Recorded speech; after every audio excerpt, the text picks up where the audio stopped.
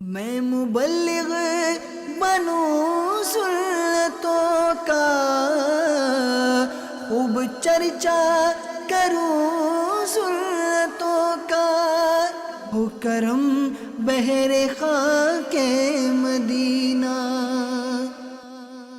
الحمدللہ رب العالمین والصلاة والسلام علی سید المرسلین، اما بعد فاعوذ باللہ من الشیطان الرجیم، بسم اللہ الرحمن الرحیم۔ الصلاة والسلام علیک یا رسول اللہ وعلی آلک واصحابک یا حبیب اللہ۔ الصلاة والسلام علیک یا نبی اللہ وعلی آلک واصحابک یا نور اللہ۔ سرکار مدینہ راحت قلب و سینہ صلی اللہ تعالی علیہ وآلہ وسلم کا فرمان عالی شان ہے، جو مجھ پر ایک مرتبہ درود پڑھتا ہے اللہ تعالیٰ اس پر 10 رحمت نازل فرماتا ہے، اور اس کے 10 گناہ معاف کر دیتا ہے، اور اس کے 10 درجے بلند کر دیتا ہے۔ صلو علی الحبیب صلی اللہ تعالی علی محمد۔ اللہ تبارک و تعالی نے انسان کو اشرف المخلوقات بنایا۔ اس کا مطلب یہ ہے کہ اللہ تعالیٰ نے جتنی بھی مخلوقات پیدا کی ہیں، ان میں سب سے اعلیٰ اور سب سے زیادہ رتبے والی مخلوق انسان ہے۔ اللہ تعالیٰ ارشاد فرماتا ہے وَلَقَدْ كَرَّمْنَا بَنِي آدم، اور ہم نے بنی آدم کو یعنی انسان کو بڑی عزت والا بنایا۔ ہم سب انسان ہیں، اور انسان 4 چیزوں کے مجموعے کا نام ہے۔ ہم اگر اپنے اوپر غور کریں تو بڑی آسانی سے ہمیں سمجھ آتا ہے کہ ہم 4 چیزوں کے مجموعے کو انسان کہتے ہیں۔ ایک ہمارا جسم ہے، ایک ہماری روح ہے، ایک ہمارا مرکز خیال منبع خیال دل ہے، اور ایک ہمارے اندر نفس ہے۔ اللہ تعالیٰ نے ان 4 چیزوں کے مجموعے کو انسان بنایا ہے۔ جسم ہم دیکھتے ہیں، ہم ٹچ کرتے ہیں، ہم محسوس کرتے ہیں۔ اللہ تعالیٰ نے اس جسم کو، اس صورت کو بڑا خوبصورت، بڑا شاندار اور بڑا کامل بنایا ہے۔ ارشاد فرمایا لَقَدْ خَلَقْنَا الْإِنسَانَ فِي أَحْسَنِ تَقْوِيمٍ، بے شک ہم نے انسان کو بہترین صورت میں پیدا کیا۔ جسم کے بعد روح ہے، اور ہم سب جانتے ہیں کہ ہماری زندگی نام ہی اس شے کا ہے کہ ہمارے بدن میں روح ہو۔ جب تک بدن میں روح ہے زندگی ہے، اور جب بدن سے روح نکل گئی تو موت ہے،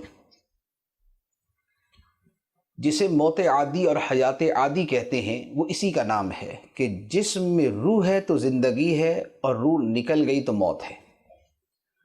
روح کا تذکرہ بھی اللہ تعالیٰ نے قرآن پاک میں کئی مقامات پہ فرمایا ہے۔ آدم علیہ السلام کو جب اللہ تعالیٰ نے پیدا کیا تو ارشاد فرمایا وَنَفَخْتُ فِيهِ مِن رُوحِي، اور آدم میں نے اپنی ایک خاص روح پیدا کی، اس میں ڈال دی۔ آدم علیہ السلام میں ایک خاص روح ڈالی گئی۔ اس کے علاوہ روح کے بارے میں ارشاد فرمایا وَيَسْأَلُونَكَ عَنِ الرُّوحِ، اے نبی تم سے یہ لوگ روح کے بارے میں سوال کرتے ہیں کہ روح کیا چیز ہے۔ قُلِ الرُّوحُ مِنْ أَمْرِ رَبِّي، تم جواب دو کہ روح میرے رب کا ایک خاص ہی معاملہ ہے، ایک خاص ہی امر ہے۔ تو جسم و روح کے ملاپ سے زندگی وجود میں آتی ہے۔ پھر اس کے ساتھ ہم سوچتے ہیں، ہم سمجھتے ہیں، ہمارا دل اچھے خیالات کو قبول کرتا ہے، اس کا جو مرکز ہے وہ دل ہے۔ ایک تو دل وہ ہوتا ہے جو ہمارے اندر دھڑکتا ہے، جس کی ہارٹ بیٹ ہوتی ہے، جو گوشت کا ایک ٹکڑا ہے، ایک یہ دل ہے۔ لیکن اس دل میں ایک اور دل ہے جو سوچ کا مرکز ہے، جو سوچتا ہے، جو خیال کرتا ہے، جو سمجھتا ہے، جو الہام کو قبول کرتا ہے، جو خیر و شر میں تمیز کرتا ہے۔ تو یہ ایک دل ہے، اللہ تعالیٰ نے ہمارے اندر دل بھی رکھا، اور اس کے ساتھ ایک اللہ تعالیٰ نے ہمارے اندر نفس رکھا۔ نفس اس لیے رکھا کہ انسان کی پیدائش کا جو مقصد ہے کہ اس کے وجود کے اندر ایک مقابلہ جاری ہے، خیر کا اور شر کا۔ شر کا جو منبع ہے وہ نفس ہے، اور جو نیکی کا منبع ہے وہ دل ہے۔ دل اور نفس کے درمیان یہ جنگ جاری رہتی۔ ان چاروں کی طاقت ہے، غذا ہے، ضعف ہے، کمزوری ہے، ان کو ان کی غذا چاہیے ہوتی ہے۔ جسم کی غذا کیا ہے ہم سب جانتے ہیں کہ جسم کی غذا ہے کہ اسے اچھی خوراک دی جائے، اچھا کھانا دیا جائے، پروٹین اس کو پورے ملے، وٹامنز اس کو پورے ملے، منرلز اس کو پورے ملے، یہ جسم کی خوراک ہے۔ اب معاملہ یہ ہے کہ جسم بھی ہمارا ہے، روح بھی ہماری ہے، دل بھی ہمارا ہے، نفس ہمارا تو ہے لیکن خدا نے فرمایا تمہارا دشمن ہے۔ نفس ہے تو ہمارے اندر ہی، لیکن اللہ تعالیٰ نے فرمایا کہ یہ تمہاری فیور میں نہیں ہے، یہ تمہارا دشمن ہے۔ اب جسم ہمارا ہے، روح ہماری ہے، دل ہمارا ہے، لیکن ہمارا طرز عمل یہ ہے کہ ہم جسم کے ساتھ تو اپنوں والا سلوک کرتے ہیں، جسم کے ساتھ تو اپنوں والا سلوک کرتے ہیں، اور روح کے ساتھ بیگانوں والا سلوک کرتے ہیں۔ حالانکہ جسم بھی ہمارا ہے، روح بھی ہماری ہے۔ ہم جسم کے لیے جو کر سکتے ہیں وہ کرتے ہیں۔ جاب کرنی ہے، بزنس کرنا ہے، کھانا کھلانا ہے، بیمار پڑ جائے تو اس کو جو ہے وہ اس کا علاج کروانا ہے، اس کے لیے ڈاکٹر کے پاس جانا ہے، اسے سردی سے بچانا ہے، اسے گرمی سے بچانا ہے، اسے امراض سے بچانا ہے، اس کو سہولت میں رکھنا ہے، اسے آرام پہنچانا ہے، اس کی راحت کا خیال کرنا ہے۔ یہ اپنے جسم کے لیے ہم سب کچھ کرتے ہیں، اور ہم سارے ہی کرتے ہیں۔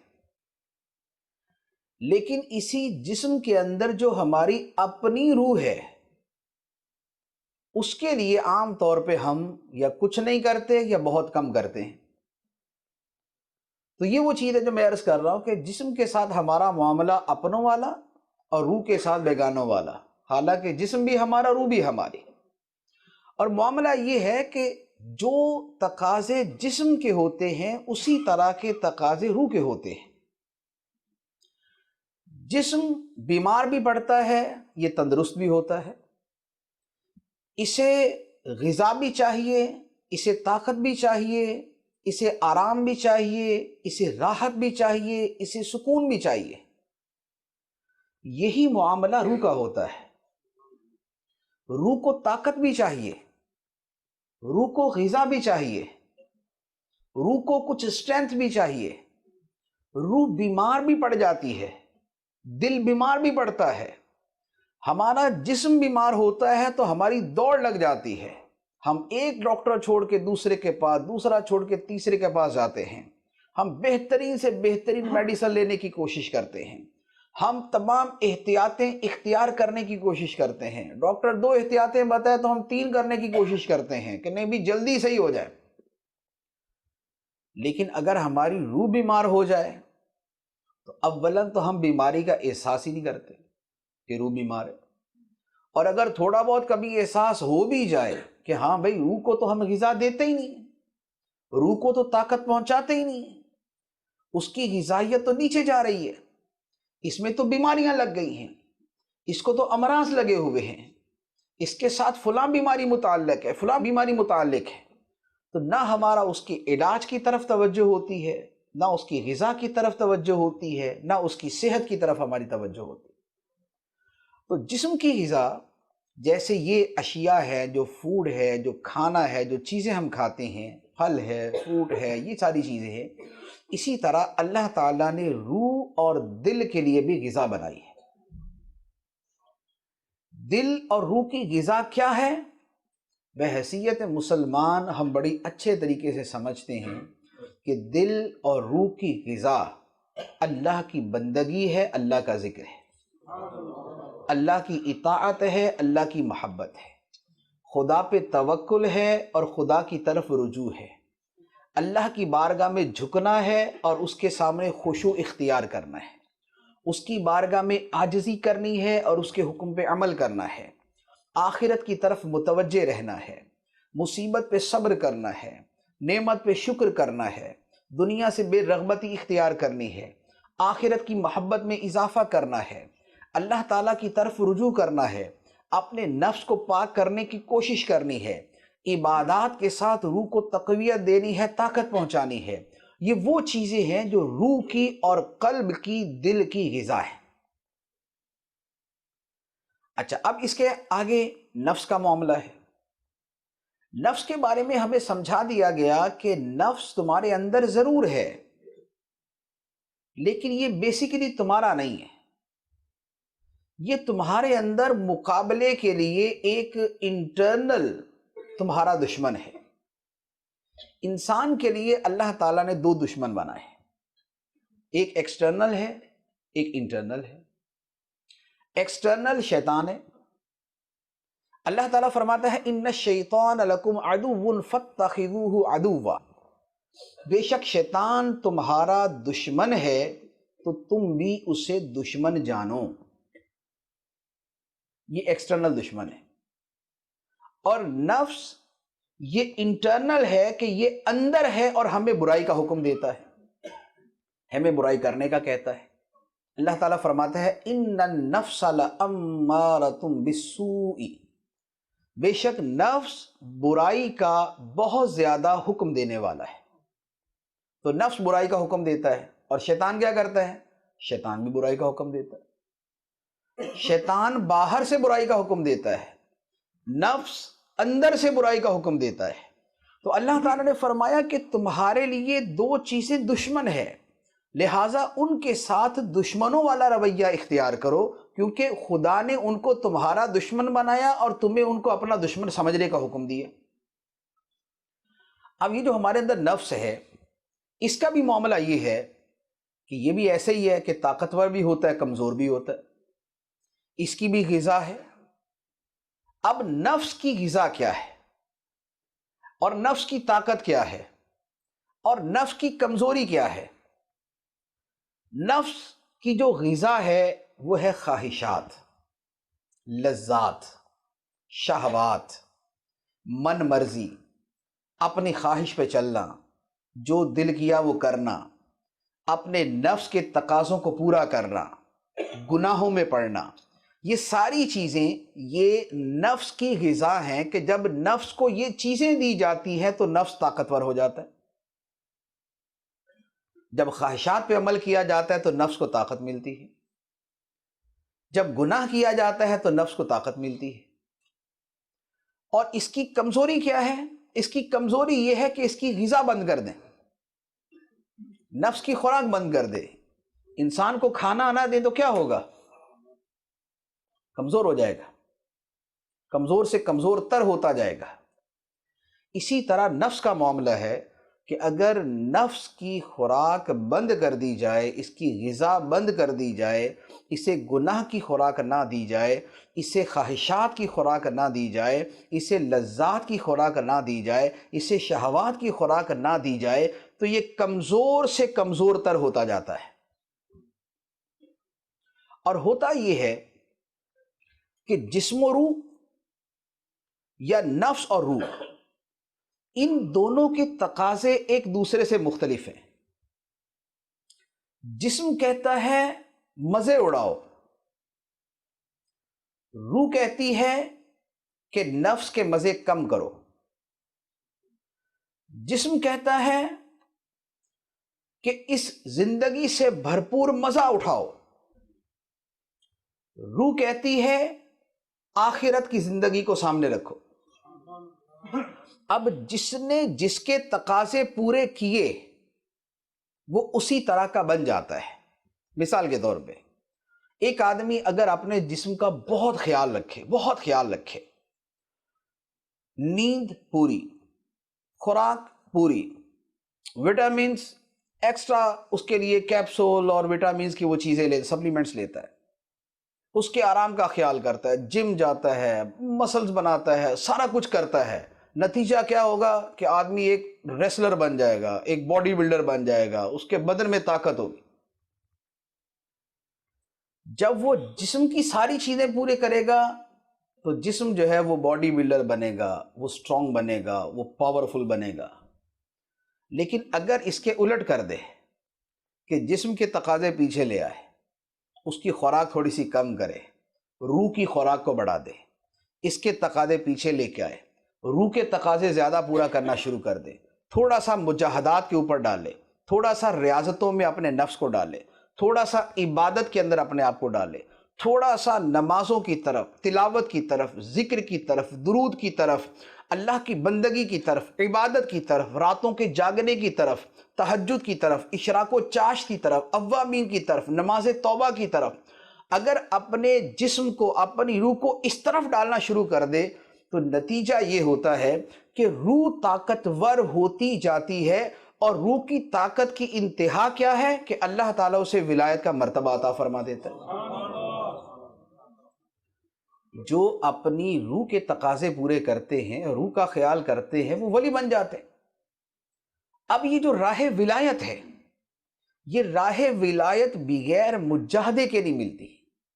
اللہ تعالیٰ نے قرآن پاک میں ارشاد فرمایا وَالَّذِينَ جَاهَدُوا فِينَا لَنَهْدِيَنَّهُمْ سُبُلَنَا، اور وہ لوگ جو ہماری راہ میں مجاہدہ کرتے ہیں، کوشش کرتے ہیں، فرمایا لَنَهْدِيَنَّهُمْ سُبُلَنَا، تو ہم انہیں اپنے راستے دکھا دیتے ہیں. جو ہماری راہ میں کوشش کرتے ہیں ہم انہیں اپنے راستے دکھا دیتے ہیں کہ اے بندے یہ ہے راستہ میری طرف آنے والا، اس راستے پہ چلتے آؤ تو تمہیں خدا کی بارگاہ تک رسائی مل جائے گی. یہ نشانات یہ ہیں، یہ راستہ یہ ہے، اس پہ چلتے آؤ. اور اللہ تعالیٰ نے فرمایا کہ جو ہماری راہ میں مجاہدہ کرتا ہے ہم اس کے لیے اپنے راستے کھول دیتے ہیں. یہ نہیں فرمایا راستہ کھول دیتے، راستہ ایک، راستے بہت سے، سبیل ایک راستہ، سبل بہت سے راستے. فرمایا جو مجاہدہ کرتا ہے ہم اس کے لیے بہت سے راستے کھول دیتے ہیں. بہت سے کیوں فرمایا؟ اس لیے کہ اللہ تعالیٰ تک پہنچنے کا ایک تو مرکزی راستہ ہے، اس سے جو ہٹ کے چلے گا وہ تو ہلاکت میں گیا. وہ راستہ ہے شریعت کا، شریعت سے ہٹ کے چلے گا تو ہلاک ہوگا. لیکن پھر اس ایک راستے میں جو آگے لین ہیں، ایک بڑے روڈ کے اوپر جو لینز بنی ہوتی ہیں، یہ فاسٹ ٹریک ہے، یہ مڈل ہے، یہ ہے، یہ ہے.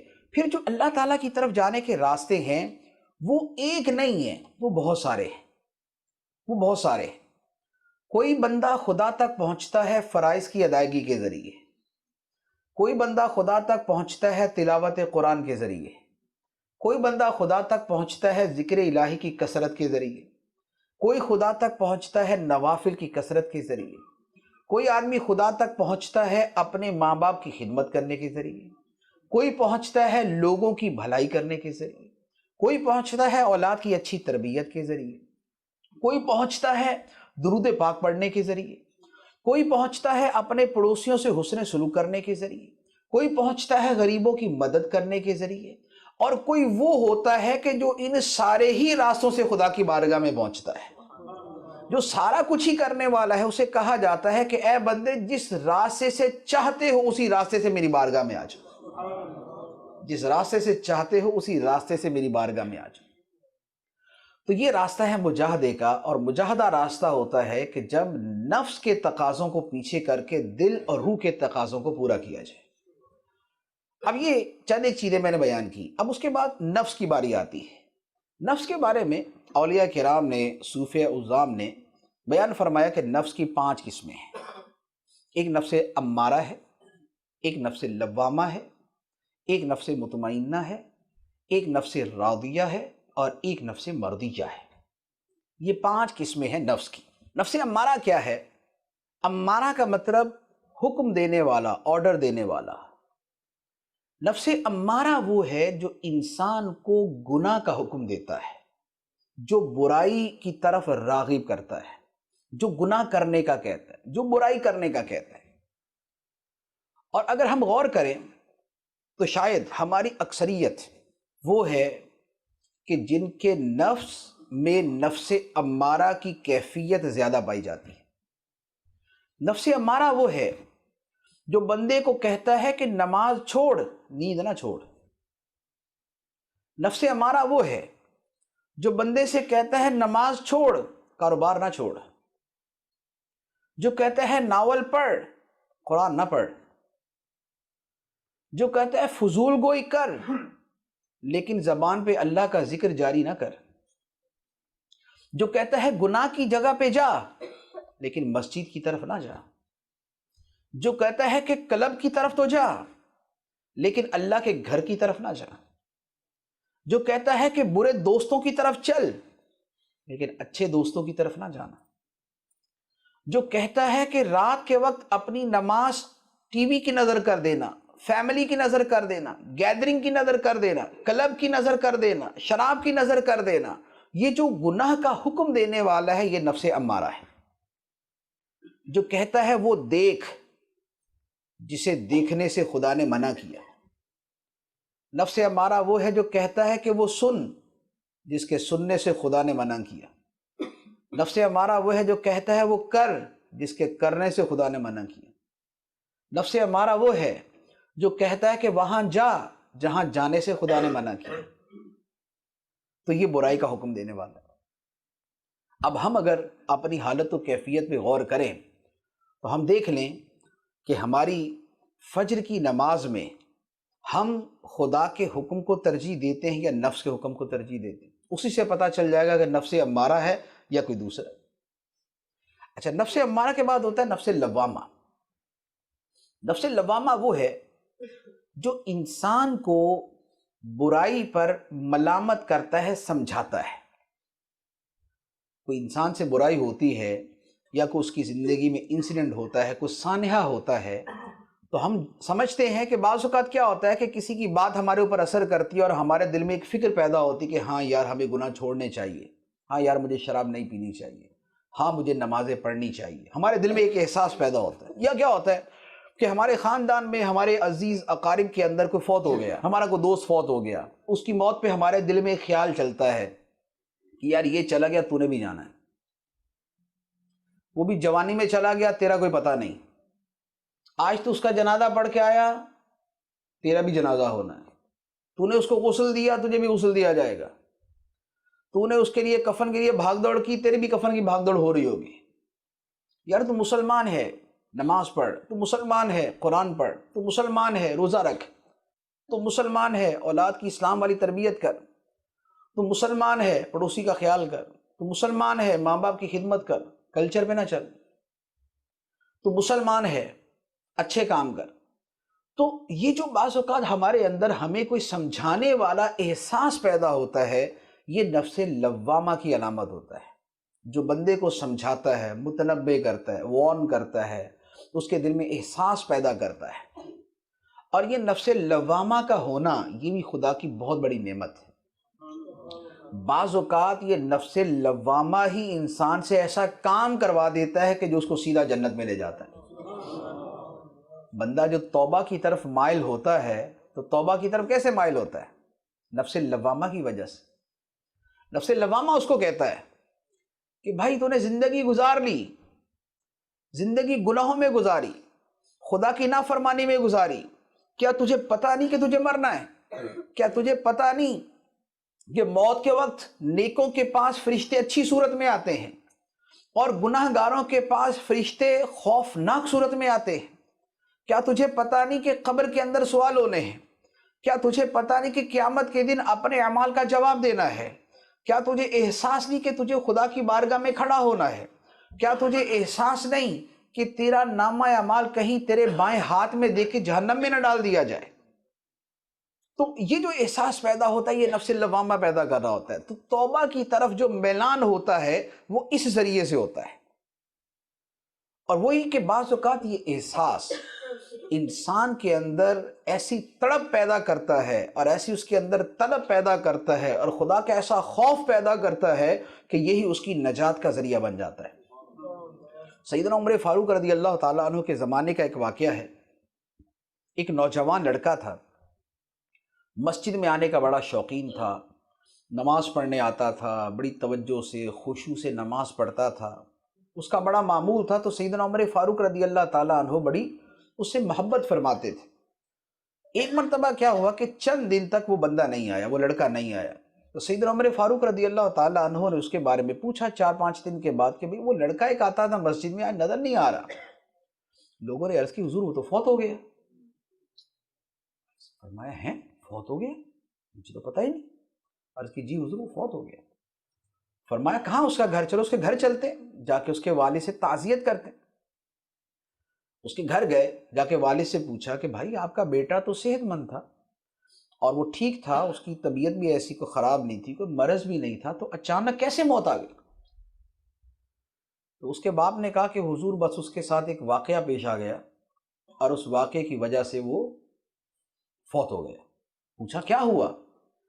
عرض کی ہوا یہ کہ ایک دن میرا بیٹا آپ کے پیچھے عشاء کی نماز پڑھ کے مسجد سے نکلا، راستے میں آ رہا تھا تو راستے میں اس کو کسی عورت نے گناہ کی دعوت دی. وہ اس کی طرف مائل ہو گیا اور اس کے ساتھ اس کے گھر چلا گیا. اس کے گھر گیا اور جب گناہ کے قریب پہنچا، جب گناہ کے فعل کے قریب پہنچا تو اس کے دل میں فوراً خیال آیا کہ عرش کا مالک مجھے دیکھ رہا ہے، عرش عظیم کا رب مجھے دیکھ رہا ہے. جب اس کے دل میں یہ خیال آیا تو اللہ تعالیٰ کی عظمت و ہیبت اس کے دل پہ ایسے طاری ہوئی کہ بے ہوش ہو کے گر گیا. وہ عورت گھبرا گئی کہ یہ اسے کیا ہوا، اسے میں کس کام کے لیے لے کے آئی اور یہ تو بالکل ہی گیا. اسے جیسے تیسے اٹھایا، گھر سے باہر پھینکا. اس نوجوان کو ہوش آیا تھوڑی دیر کے بعد تو وہ روتا ہوا اپنے گھر آ گیا. اپنے گھر آ کے اب اس کا نفس لوامہ جو ہے وہ چلنا شروع ہوا. اس نے اس کو بولنا شروع کیا. اب اپنے آپ کو وہ مخاطب کر کے کہہ رہا ہے کہ اے بندے، تو مسجد سے نکلا تو خدا تجھے دیکھ رہا تھا، تجھے اس عورت نے دعوت دی تو خدا تجھے دیکھ رہا تھا، تو اس کے ساتھ چل کے اس کے گھر گیا تو خدا تجھے دیکھ رہا تھا، تو گناہ کرنے کے لیے اس کے قریب ہوا تو خدا تجھے دیکھ رہا تھا. تجھے شرم نہیں آئی کہ عرش کا مالک تجھے دیکھ رہا تھا اور تو اس کے سامنے اس کی اتنی بڑی نافرمانی کرنے لگا تھا؟ تو وہ لڑکا اپنے گھر میں بار بار اسے سوچتا رہا. اللہ تعالیٰ کی عظمت کا ایسا اس کے دل پہ غلبہ ہوا کہ اس کا دل پھٹ گیا اور وہ فوت ہو گیا. سیدنا عمر فاروق رضی اللہ تعالیٰ عنہ نے جب واقعہ سنا کہ ہیں اللہ تعالیٰ کے خوف سے اور اس کی عظمت و ہیبت سے اور اللہ تعالیٰ سے حیا کرتے ہوئے اس بندے کا انتقال ہو گیا، خدا کی بارگاہ میں کھڑے ہونے کے ڈر سے اس کا انتقال ہو گیا. فرمایا چلو مجھے اس کی قبر پہ لے کے چلو. اس کی قبر پہ گئے. سیدنا عمر فاروق رضی اللہ تعالیٰ اس کی قبر پہ کھڑے ہوئے اور ارشاد فرمایا کہ اے نوجوان، میں نے تیرا واقعہ سنا. قبر کو مخاطب کر کے فرمایا میں نے تیرا واقعہ سنا. اور اے لڑکے، اللہ تعالیٰ قرآن میں ارشاد فرماتا ہے وَلِمَنْ خَافَ مَقَامَ رَبِّهِ جَنَّتَانِ، اور جو اپنے رب کے سامنے کھڑا ہونے سے ڈر گیا اس کے لیے 2 جنتیں ہیں. تو بتا خدا نے تیرے ساتھ کیا کیا؟ تو بتا خدا نے تیرے ساتھ کیا کیا؟ تو قبر سے اس نوجوان کی آواز آئی، اے امیر المومنین، خدا سچا ہے، خدا سچا ہے، اس نے مجھے 2 ہی جنتیں عطا فرمائی۔ یہ جو احساس ہے یہ نفس لوامہ کی وجہ سے ہوتا ہے، کہ جو بندے کو ملامت کرتا ہے کہ تو کیا کرنے جا رہا ہے، تو کس کام میں پڑنے جا رہا ہے، تجھے خدا کی بارگاہ میں کیا حاضر نہیں ہونا، تجھے خدا کی بارگاہ میں پیش نہیں ہونا، کیا تو نے خدا کی بارگاہ میں حساب نہیں دینا، کیا تیرے رب نے تجھ سے پوچھنا نہیں کہ اے بندے تجھے پتا تھا کہ میں علیم ہوں، میں خبیر ہوں، میں بصیر ہوں، میں مشاہدہ کرنے والا ہوں، میں دلوں کی باتیں جاننے والا ہوں، دنیا دیکھے نہ دیکھے میں دیکھنے والا ہوں، کیا تو نے لوگوں کی حیا تو کی، میری حیا کیوں نہیں کی؟ تو ماں باپ کی حیا تو کرتا تھا کہ ان کے سامنے بے حیائی کا کام نہیں کرے گا، لیکن تو میری حیا نہیں کرتا تھا کہ میں تجھے دیکھ رہا ہوں میرے سامنے کرتا رہتا تھا۔ تو دوسروں کی باتیں ماننے میں تو بڑا تیز تھا، جہاں تجھے مہینے کے تھوڑے سے پاؤنڈ ملتے ہیں، تنخواہ ملتی، نوکری کے تمہیں سیلری ملتی ہے، ان کی بات ماننے کو تو دوڑا جا رہا ہے، وقت پہ اٹھتا ہے، ٹائم پہ جاتا ہے، پراپر ڈیوٹی کرتا ہے، لیکن میں خالق، تو نے وہ 500 پاؤنڈ 700 پاؤنڈ کے اوپر تو اپنا سب کچھ قربان کر دیا۔ جس خالق نے تجھے پیدا کیا، جس نے نعمتیں دی، سر سے لے کر پاؤں تک نعمتوں سے مالا مال کر دیا، آنکھوں میں روشنی اور نور ڈال دیا، کانوں میں قوت سماعت عطا فرمائی اور زبان میں قوت گویائی عطا فرمائی، جس نے تمہارے بدن میں روح ڈال کے تمہیں وجود بخشا، اس کی نعمتوں کا اور اس کی عطاؤں کا احساس ہی نہیں تھا۔ مہینے بعد کی سیلری ملنی تھی تو ڈیوٹی پکی، ٹائم کی پابندی، کوئی چھٹی نہیں ہے، اور ڈیوٹی پوری کریں گے اور ہر حکم پہ عمل کریں گے۔ تو جو میں نے تجھے اتنا کچھ عطا کیا تھا بغیر تیرے حق کے، بغیر تیرے استحقاق کے، بغیر تیری اوقات کے، بندے کا کیا حق تھا خدا پر کہ خدا اسے اتنی نعمتیں دے؟ یہ تو خدا نے اپنے کرم اور فضل سے عطا فرمایا نا سارا کچھ۔ تو جس نے اپنے فضل و کرم سے عطا فرمایا وہی قیامت کے دن پوچھے گا کہ اے بندے تو نے دنیا والوں کے حکم پہ تو عمل کیا، جن سے تمہیں کچھ ملتا تھا، لیکن جس سے سارا کچھ ملتا تھا اس کے حکم پہ عمل کیوں نہیں کیا؟ تو یہ نفس لوامہ ہوتا ہے۔ اللہ تعالیٰ قرآن پاک میں ارشاد فرماتا ہے وَأَمَّا مَنْ خَافَ مَقَامَ رَبِّهِ وَنَهَى النَّفْسَ عَنِ الْهَوَىٰ فَإِنَّ الْجَنَّةَ هِيَ الْمَأْوَىٰ، فرمایا اور وہ شخص کہ جو اپنے رب کے سامنے کھڑا ہونے سے ڈر گیا، اپنے رب کے سامنے کھڑا ہونے سے ڈر گیا اور اپنے نفس کو بری خواہش سے روک لیا، فرمایا فَإِنَّ الْجَنَّةَ هِيَ الْمَأْوَىٰ، تو پھر جنت ہی اس کا ٹھکانہ ہے۔ جو اس بات سے ڈر گیا کہ مجھے رب کی بارگاہ میں کھڑا ہونا ہے اور اس ڈر سے اپنے نفس کو بری خواہش سے روک دیا کہ نہیں کرنا، یہ گناہ نہیں کرنا، اپنے نفس کو روک لیا، تو فرمایا کہ پھر جنت ہی اس کا ٹھکانہ ہے۔ تو یہ نفس لوامہ ہوتا ہے، اور یہ بھی جس کو مل جائے تو یہ بھی اللہ تعالیٰ کا اس کے اوپر بڑا کرم ہوتا ہے۔ اور یہ جو نیک مجلسیں ہوتی ہیں، یہ اجتماع ہوتا ہے، یہ نیک لوگوں کی صحبت ہوتی ہے، اس کا جو بہت بڑا فائدہ ہوتا ہے وہ یہی ہوتا ہے کہ انسان کا نفس امارہ نفس لوامہ میں بدل جاتا ہے۔ ایسا نہیں ہوتا نا کہ ہم اجتماع میں آتے ہیں، ہم قافلے میں جاتے ہیں، ہم مسجد میں آنا جانا رکھتے ہیں تو ہمارے دل کے اندر احساس پیدا ہونا شروع ہو جاتا ہے کہ یار ہم صرف جو ہے نا بس ایک انسان ہی نہیں ہے، ساتھ میں مسلمان بھی ہیں۔ ہم صرف ایک باپ نہیں ہیں، ایک مسلمان باپ ہے۔ ہم صرف بیٹے نہیں ہیں، ایک مسلمان بیٹے ہیں۔ لہٰذا اس کے ساتھ جو مسلمان کا لفظ جڑا ہوا ہے اور جو مسلمان کا عظیم لفظ جڑا ہوا ہے، کچھ اس کے بھی تقاضے ہیں۔ باپ ہونے کے تقاضے ہیں تو مسلمان باپ ہونے کے بھی تقاضے ہیں، بیٹا ہونے کے تقاضے ہیں تو مسلمان بیٹا ہونے کے بھی تقاضے ہیں، شوہر ہونے کے تقاضے ہیں تو مسلمان شوہر ہونے کے بھی تقاضے ہیں، بیوی ہونے کے تقاضے ہیں تو مسلمان بیوی ہونے کے بھی تقاضے ہیں، پڑوسی ہونے کے تقاضے ہیں تو مسلمان پڑوسی ہونے کے بھی تقاضے ہیں۔ تو لہٰذا ساتھ میں یہ جو ہمارا ایمان، ہمارا اسلام، ہمارا دین جڑا ہوا ہے، یہ بھی ہمیں بہت سی چیزیں سمجھاتا ہے۔ تو نفس لوامہ یہ نیک صحبت سے، نیک صحبت کی برکت سے، اجتماع کی برکت سے یہ ہوتا ہے کہ نفس امارہ نفس لوامہ میں بدل جاتا ہے۔ تیسرا ہے نفس مطمئنہ۔ نفس مطمئنہ کا مطلب ہے اطمینان والا نفس، چین والا نفس، سکون والا نفس۔ یہ کون سا ہوتا ہے؟ نفس مطمئنہ وہ ہے کہ جسے اللہ کی یاد سے سکون ملتا ہے، اللہ کی بندگی اور عبادت سے جسے راحت ملتی ہے، جسے چین ملتا ہے۔ اللہ تعالیٰ قرآن پاک میں ارشاد فرماتا ہے الذین آمنوا وتطمئن قلوبہم بذکر اللہ، وہ لوگ جو ایمان لائے اور جن کے دل اللہ کی یاد سے چین پاتے ہیں، جنہیں اللہ کی یاد میں سکون ملتا ہے، اللہ کی یاد میں راحت ملتی ہے۔ ہم جب بزرگان دین کے حالات پڑھتے ہیں تو کتنے ہم ایسے واقعات سنتے ہیں، پڑھتے ہیں کہ یار ساری رات عبادت کرتے تھے، ساری رات تلاوت کرتے تھے، ایک ایک رات میں ایک ایک قرآن پڑھ دیا کرتے تھے، رات میں 500 نوافل پڑھ دیا کرتے تھے، رمضان المبارک کے اندر ایک قرآن دن میں اور ایک قرآن پاک رات میں پڑھتے تھے، ایک قرآن پاک تراویح میں پڑھتے تھے، ہمارے لیے ایک مشکل، اور وہ 61 پڑھتے تھے۔ تو یہ کیا تھا؟ یہ وہ لوگ تھے جن کے نفس مطمئنہ تھے، جن کو عبادت میں مزہ آتا تھا، جنہیں تلاوت میں مزہ آتا تھا، جنہیں ذکر سے سکون ملتا تھا، جنہیں اللہ کی بندگی سے چین ملتا تھا۔ اور اولیاء کرام کے احوال ایسے اتنے کہ جن کا شمار نہیں۔ سیدنا غوث پاک رضی اللہ تعالیٰ عنہ، غوث اعظم رضی اللہ تعالیٰ عنہ کی جو عبادت کے واقعات ہیں، سبحان اللہ، وہ پڑھے تو آج تو یقین کرنا مشکل ہو جاتا ہے کہ اتنی عبادت بھی کی جا سکتی۔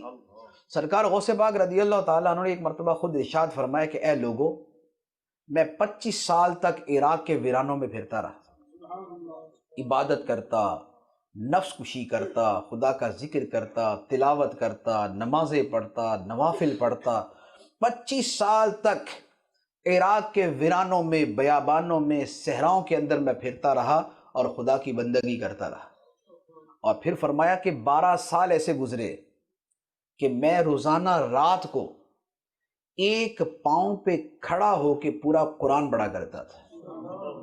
12 سال ایک پاؤں پہ کھڑا ہو کے پورا قرآن پڑھتا تھا۔ اور فرماتے ہیں کہ ایک مرتبہ میں اپنے گراؤنڈ فلور سے فرسٹ فلور پہ چھت کی طرف جا رہا تھا، تو میں نے جب سیڑھی کے درمیان میں پہنچا، میں 4-5 زینے جو ہے سٹیپ میں نے جو ہے وہ اوپر گیا، تو میرے نفس نے مجھے کہا اے عبد القادر، آج تو کچھ آرام کر لے، برسوں ہو گئے آرام کیے ہوئے رات کو، برسوں ہو گئے آرام کیے ہوئے رات کو، آج تو کچھ آرام کر لے۔ فرمایا کہ جب میرے نفس نے مجھے کہا کہ آج آرام کر، فرمایا کہ میں جس زینے پہ سٹیپ پہ کھڑا تھا وہیں پر ایک پاؤں پہ کھڑا ہو کے پورا قرآن پڑھ دیا، کہ میرا نفس مجھے کسی اور طرف بلا رہا ہے، ذکر سے، تلاوت سے، عبادت سے مجھے غافل کرنے جا رہا ہے۔ اور میں جہاں پر مجھے اس نے وسوسہ ڈالا وہیں پر کھڑے ہو کے میں نے پورا قرآن مجید پڑھ دیا۔ اور پھر غوث پاک رضی اللہ تعالیٰ نے فرمایا کہ 40 سال ایسے گزرے ہیں کہ میں نے عشاء کے وضو سے فجر کی نماز ادا کی۔ تو یہ جو اتنی عبادت کیا کرتے تھے، کیسے؟ ہم ذرا ایک رات کھڑے ہو کے دیکھ لیں، آدھے گھنٹے بعد جو ہماری حالت و کیفیت ہوگی ہمیں پتہ ہے۔ وجہ یہ ہے کہ ہمیں عبادت میں مزہ نہیں آتا، ہمیں عبادت میں مزہ نہیں آتا، ورنہ ہم ہی ایک ہی جگہ پہ بیٹھ کے ہم نے فیس بک کھولا ہوتا ہے، ہماری رات گزر جاتی ہے۔ ہم فٹ بال کا میچ دیکھ رہے ہوتے ہیں، ہماری رات بڑی آسانی سے گزر جاتی ہے۔ ہم اور اس طرح کے کھیل تماشوں میں لگے ہوتے ہیں، فلم دیکھ رہے ہیں، ایک کے بعد ایک، ایک کے بعد ایک، ایک کے بعد ایک، ہماری رات گزر جاتی ہے۔ ہم نیٹ سرفنگ کر رہے ہیں، ہماری رات بڑی آسانی سے گزر جاتی ہے۔ وجہ کیوں تھکاوٹ نہیں ہوتی؟ بندہ تو وہی ہے جس کو 1 گھنٹے کی نماز نے بے حال کر دیا، 1 گھنٹے کی تراویح نے جس کی ٹانگوں میں درد کر دی، جس کے اندر سے چیخوں کی آواز آ رہی ہے، وہی بندہ فیس بک کھول کے بیٹھا ہے، انٹرنیٹ کھول کے بیٹھا ہے، وہ میچ کھول کے بیٹھا ہوا ہے، وہ ٹی وی کھول کے بیٹھا ہوا ہے، وہ فلمیں دیکھ رہا ہے، اس کو ٹینشن ہی کوئی نہیں۔ رات ایسے گزرتی ہے کہ وہ کہتا ہے یا اللہ رات اتنی چھوٹی بنائی۔ کیوں؟ اس لیے کہ ان چیزوں میں اسے مزہ آتا ہے۔ تو جیسے ہمیں ان چیزوں میں مزہ آتا ہے، اولیاء کرام کو اللہ کی عبادت میں ویسے مزہ آتا تھا۔ تو جب ان کو مزہ آتا تھا تو ان کے لیے پھر راتیں جاگنا مشکل نہیں ہوتا تھا۔ پھر وہ کہتے تھے ساری رات عبادت کر کے صبح کو کہتے تھے یا اللہ رات اتنی چھوٹی بنائے، یا اللہ رات اتنی چھوٹی بنائے۔ کیوں؟ اس لیے کہ عبادت کے اندر ان کو سرور ایسا ملتا تھا۔ ان کی حالت یہ ہوتی تھی، حضرت رابعہ بصریہ رحمت اللہ علیہا کا واقعہ ہے کہ آپ رات کو عبادت کرتی اور جب صبح کا وقت ہوتا، یعنی سحری سے کچھ دیر پہلے کا، تو تھوڑی دیر کے لیے لیٹ جاتی، آرام کرتی اور اس کے بعد پھر اٹھ کے اپنے آپ سے کہتی کہ اے نفس تو کتنا سوئے گا، اے نفس تو کتنا سوئے گا، ایک دن ایسا آئے گا کہ جب تو سوئے گا تو صبح قیامت میں اٹھے گا، جب قبر میں سوئے گا تو پھر اٹھنا نصیب نہیں ہوگا، پھر قیامت میں اٹھے۔ اور بزرگان دین کا کہنا یہ تھا، وہ کہتے تھے کہ ہمیں سردیوں کی راتیں اور گرمیوں کے دن بڑے پسند ہیں، سردیوں کی راتیں اور گرمیوں کے دن بڑے پسند ہیں۔ کیوں؟ اس لیے کہ گرمیوں میں دن بڑے ہوتے ہیں تو روزہ لمبا ہو جاتا ہے، روزہ لمبا ہوتا ہے، زیادہ دیر بھوکا رہتے ہیں، زیادہ دیر اللہ کے لیے پیاسا رہتے ہیں، زیادہ دیر تک اللہ کے لیے خواہشات سے دور رہتے ہیں، زیادہ دیر تک خدا کے نام کے اوپر اپنے آپ کو بھوکا رکھتے ہیں، زیادہ دیر تک اللہ کی عبادت میں رہتے ہیں، کہ روزہ دار جب تک روزہ دار ہے تب تک وہ خدا کی عبادت میں ہے، روزہ عبادت۔ اور سردیوں کی راتیں اس لیے پسند تھی کہ راتیں لمبی ہوتی ہیں تو تلاوت کرنے کا موقع زیادہ ملتا ہے، ٹائم زیادہ ملتا ہے، نوافل پڑھنے کا وقت زیادہ ملتا ہے، زیادہ دیر تک اللہ کی بارگاہ میں قیام کر سکتے ہیں، رکوع کر سکتے ہیں، سجدے کر سکتے ہیں، قرآن پڑھ سکتے ہیں، ذکر کر سکتے ہیں۔ تو گرمیوں کے دن پسند تھے، سردیوں کی راتیں پسند تھیں، اس لیے کہ عبادت زیادہ۔ تو یہ وہ لوگ تھے کہ جن کے نفس کو اللہ کی یاد اور اللہ کی عبادت سے چین ملتا تھا۔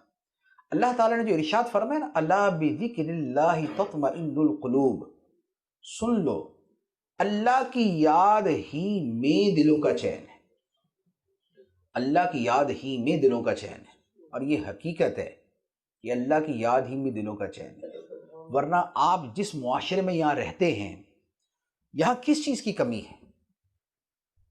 یہاں کس چیز کی کمی ہے؟ پیسہ بھی مل جاتا ہے، سکون بھی مل جاتا ہے، نظروں کے نظارے بھی مل جاتے ہیں، کانوں کو سننے کو بہت کچھ مل جاتا ہے، گھومنے پھرنے کی جگہ بہت خوبصورت ہیں، سب کچھ ہے، لیکن ہوتا کیا ہے کہ سب زندگی کے باوجود لوگ کہتے ہیں کہ یار کچھ نہ کچھ اندر خالی خالی ہے۔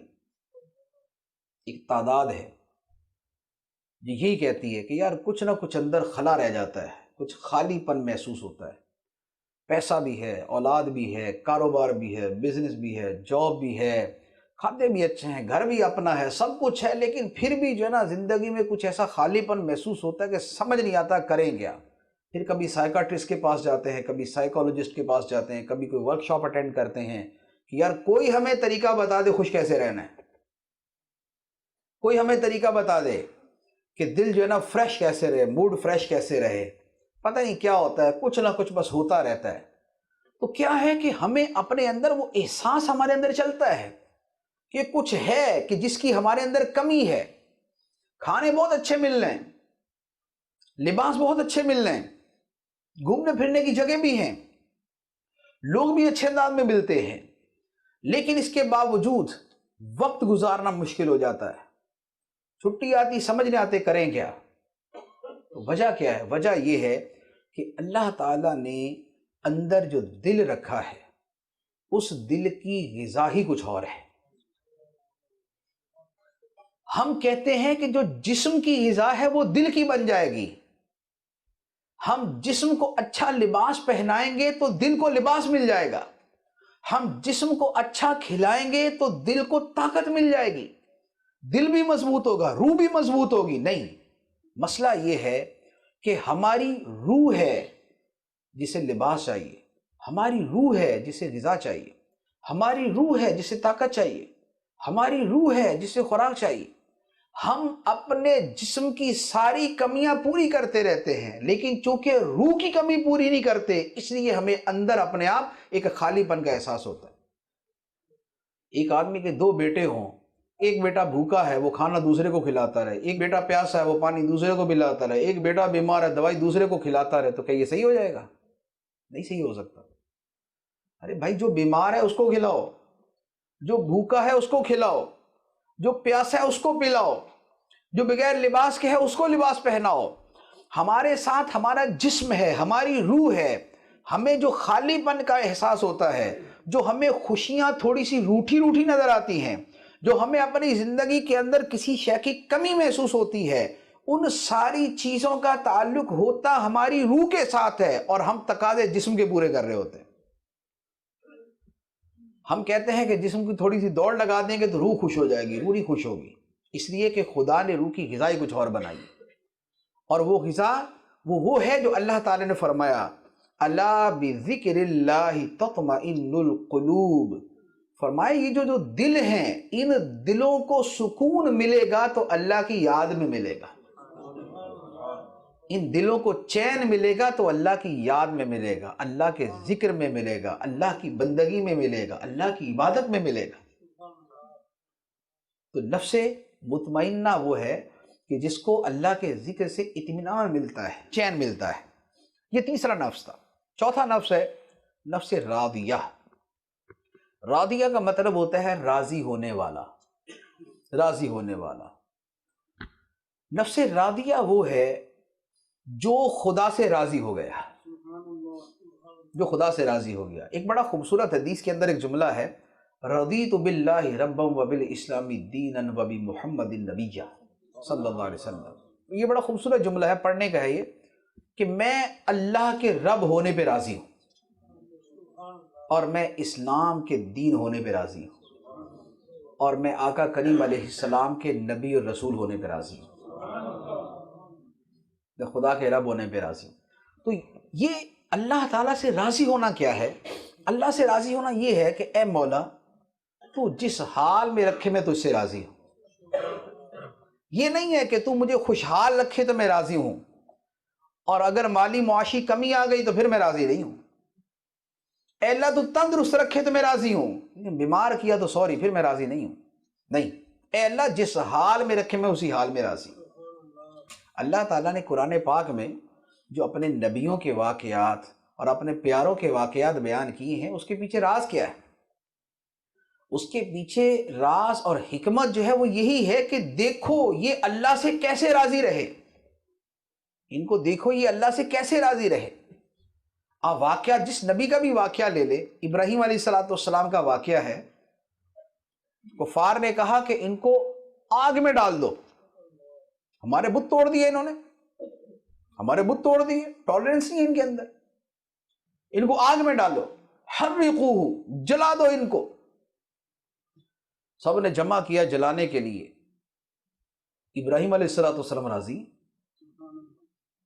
جبرائیل امین علیہ السلام آ کے کہتے ہیں کہ اے ابراہیم کوئی حاجت ہو تو بتاؤ، کوئی حاجت ہے تو بتاؤ۔ اب کس وقت کہہ رہے ہیں کہ جب تیار بیٹھے کہ ابھی وہ مشین میں ڈالا اور اٹھا کے سیدھا آگ میں ڈالیں گے، اس وقت آگے پوچھ رہے ہیں جبرائیل امین علیہ السلام کہ اے ابراہیم کوئی حاجت ہو تو بتاؤ۔ ابراہیم علیہ السلام نے جواب دیا کہ میرا دوست میرا مالک جانتا ہے، میرا رب مجھے جانتا ہے کہ میں کس حال میں۔ تو جب خدا سے راضی رہے تو اللہ تعالیٰ نے کیا کیا کہ کفار نے تو آپ کو آگ میں ڈال دیا، اور خدا نے فرمایا قلنا یا نار کونی بردا وسلاما علی ابراہیم، اے آگ ابراہیم پہ ٹھنڈی ہو جا اور سلامتی والی ہو جا۔ آگ ٹھنڈی بھی ہو گئی، سلامتی والی بھی ہو گئی۔ یہ خدا سے راضی ہوئے کہ اے اللہ جس حال میں تو نے رکھا میں راضی ہوں۔ پھر اللہ تعالیٰ نے حکم دیا کہ اپنے بیٹے کو ذبح کرو، تو کیا کہا؟ یا اللہ میں راضی ہوں، کوئی آرگیومنٹ نہیں آگے سے۔ تو یہ نہیں کہ یا اللہ ایک ہی بیٹا بڑھاپے میں دیا ہے اور اب کہہ رہا ہے کہ اپنے ہاتھ سے چھری پھیر۔ اے اللہ اگر تو کہتا ہے کہ بیٹے کو ذبح کر تو میں تجھ سے راضی ہوں، اگر تو کہتا ہے اس کی گردن پہ چھری چلا تو میں راضی ہوں، اگر تو کہتا ہے کہ خود اس کو مار دے میں راضی ہوں، تو کہتا ہے اس کو لٹا زمین پہ ذبح کرنے کے لیے اللہ میں راضی ہوں۔ اور آ کے اسماعیل سے کہتے ہیں 16-17 سال کی عمر ہے، پوچھتے ہیں بیٹا انی ارا فی المنام انی اذبحک فانظر ماذا تری، میں نے خواب دیکھا ہے کہ تجھے میں ذبح کر رہا ہوں، بتا تیرا کیا خیال ہے، بتا تیرا کیا خیال ہے۔ اپنا نہیں بتایا، کیوں؟ اس لیے کہ اپنا تو پکا خیال تھا کہ خدا نے ذبح کا فرمایا تو کر دینا ہے، اپنا خیال نہیں بتایا کہ میرا کیا خیال ہے۔ پوچھا بیٹا فانظر ماذا تری، تو بتا تیرا کیا خیال ہے۔ انہوں نے عرض کی یا ابت فعل، اے میرے باپ کر دے، کر دیجئے، افعل ما تؤمر، جو آپ کو حکم دیا جاتا ہے کر گزریے، ستجدنی انشاء اللہ من الصابرین، انشاءاللہ آپ مجھے صبر کرنے والا پائیں گے۔ باپ بھی راضی ہے، بیٹا بھی راضی ہے، یہ ہے نفس راضیہ کہ خدا سے راضی ہے۔ مولا تو ذبح کا فرماتا ہے، بیٹا ذبح کر دے میں راضی ہوں، اور بیٹا کہتا ہے کہ مولا تو ابھی اسی 16 سال کی عمر میں مجھے ذبح کروانا چاہتا ہے، جوانی پوری دیکھی نہیں، عمر آگے بڑھی نہیں، زندگی کے مزے لیے نہیں، اور تو میری قربانی چاہتا ہے۔ اے اللہ میں راضی ہوں، ستجدنی انشاءاللہ من الصابرین، مجھے راضی رہنے والا ہی پاؤ گے، صبر کرنے والا ہی پاؤ گے۔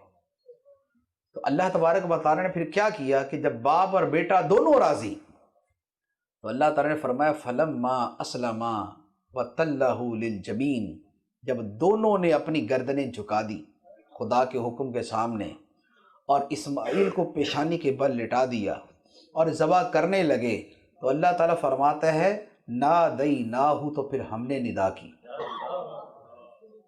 ابراہیم تو تیار ہو گئے چھری چلانے کے لیے، اور بیٹا چھری چلوانے کے لیے وہ بھی زمین پہ لیٹ گیا۔ فرمایا وَنَادَيْنَاهُ، تو ہم نے ندا کی، اے یا ابراہیم، اے ابراہیم قد صدقت الرؤیا، تو نے اپنا خواب سچا کر دکھایا، تو نے اپنا خواب سچا کر دکھایا۔ اب آگے نہیں کرنے کی ضرورت، چھری نہ پھیر دینا آپ، پہلے خدا ہی فرما رہا ہے چھری پھیر، پہلے خدا ہی حکم دے رہا ہے چھری پھیر بیٹے کے گلے کے اوپر۔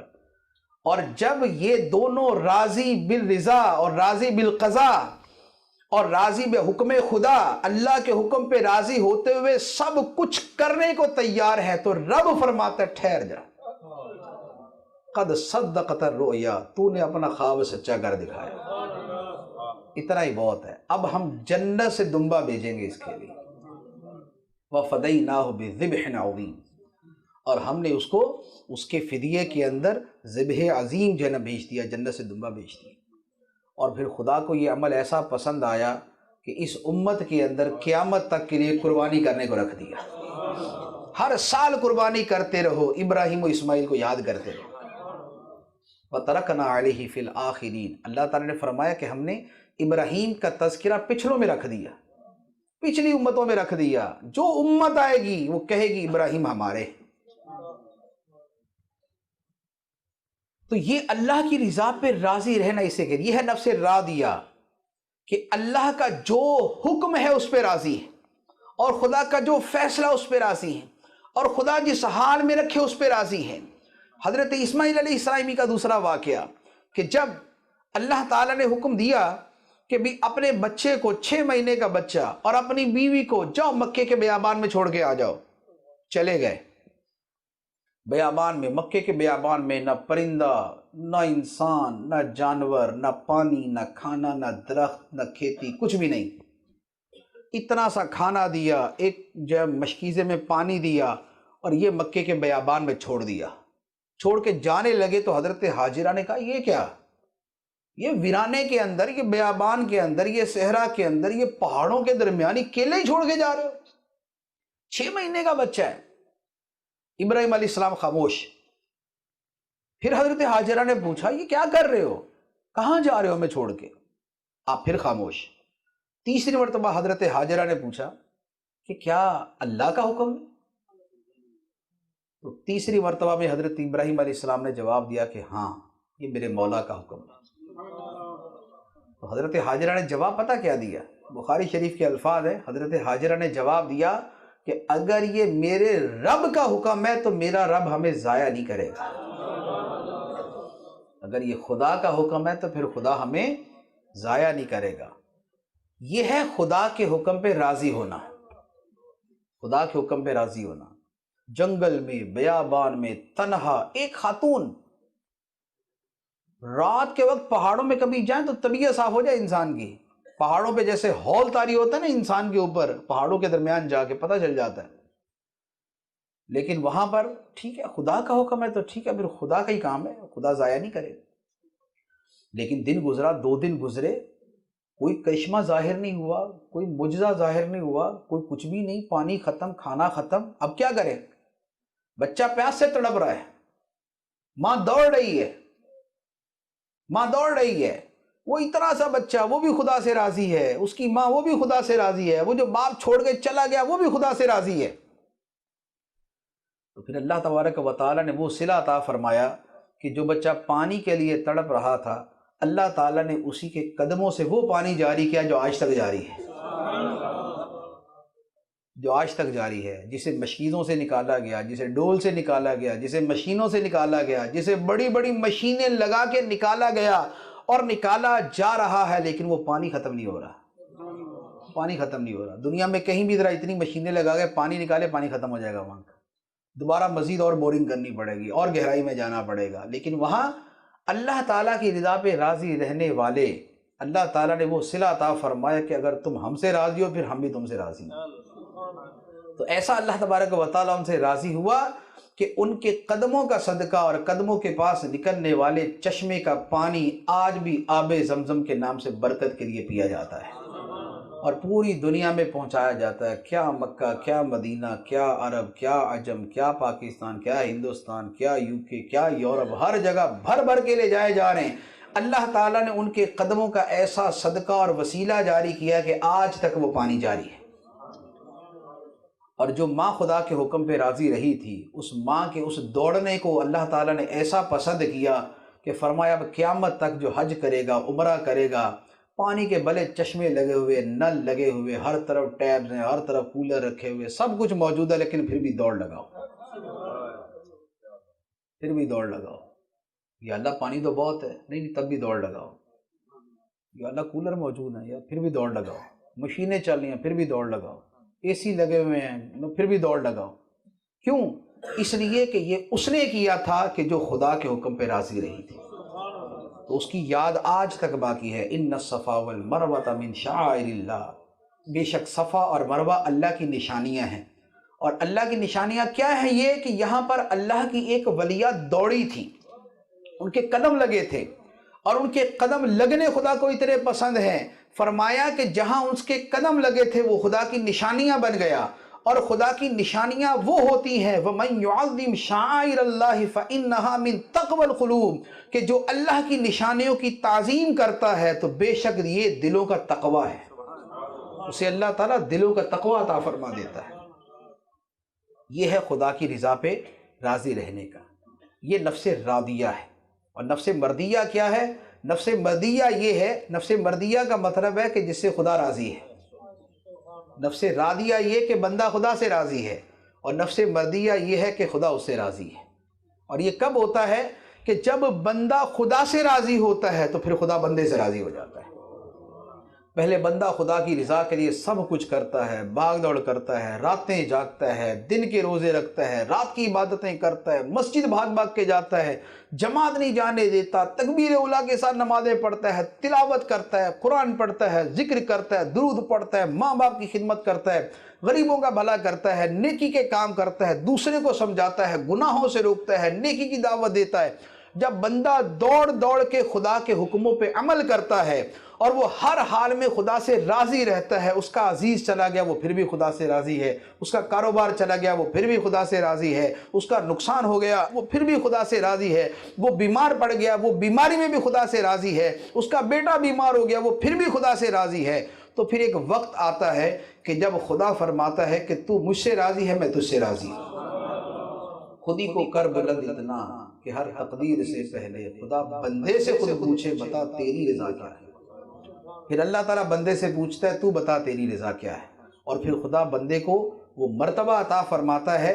حدیث مبارک میں فرمایا، نبی پاک صلی اللہ تعالیٰ علیہ وآلہ وسلم نے ارشاد فرمایا، رب اشعث اغبر لو اقسم علی اللہ لابرہ، فرمایا کہ بہت سے ایسے لوگ ہیں جن کے بال بکھرے ہوئے ہیں، جن کے چہرے گرد آلود ہیں، گرد پڑا ہوا، لوگوں میں پوچھنے والا کوئی نہیں ہے، مدفوع بالابواب، کسی دروازے پہ جائیں تو لوگ بولے سوری یار پلیز آج ٹائم نہیں ہے میرے پاس، جاؤ تم چلے جاؤ۔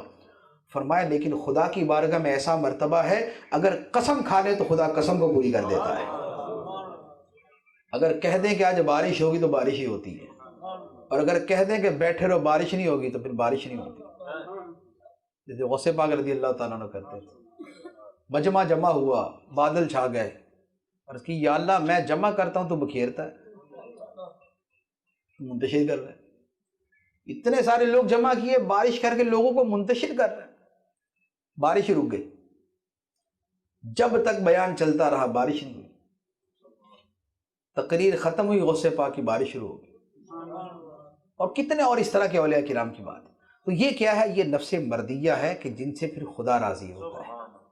یہ وہ ہے کہ پھر جن کی موت کے وقت خدا ان سے فرماتا ہے، یا ایتھا النفس المطمئنہ ارجعی الی ربک راضیۃ مرضیہ فادخلی فی عبادی وادخلی جنتی، کہ اے اطمینان والی جان، اے نفس مطمئنہ، جسے خدا کے ذکر سے اطمینان ملتا تھا، جسے نمازوں سے سکون ملتا تھا، جسے مسجد میں مزہ آتا تھا، جسے مسجد میں چین ملتا تھا، ساری زندگی بڑی مشقتیں کر لی، اب لوٹ اپنے رب کی طرف،